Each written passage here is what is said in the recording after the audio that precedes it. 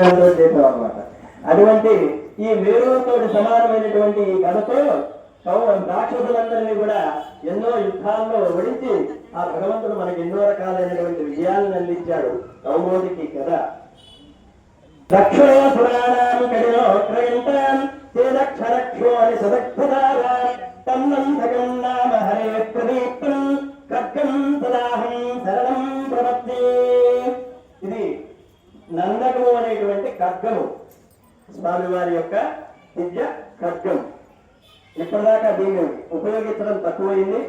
రాబోయే శివుని రోజుల్లో కల్కి అవతారంలో స్వామివారు దీన్ని ఉపయోగించడం జరుగుతుంది. యజ్ఞానినాథాశ్రవణాత్సురాణాం చేతాంతి నిర్ముక్త భయాని సిద్ధః భవంతి దైత్యాధినివానవర్షే శాంగం సదాహం శరణం ప్రపద్యే.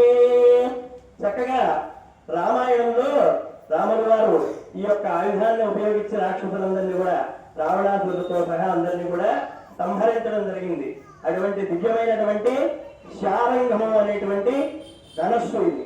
ఈ యొక్క ధనస్సు యొక్క ఢంకారావం చేతనే రాక్షసుల యొక్క గుండెలన్నీ కూడా అడలిపోతాయిట. అటువంటి గొప్పదైనటువంటి ధనస్సు ఇది శారంగము.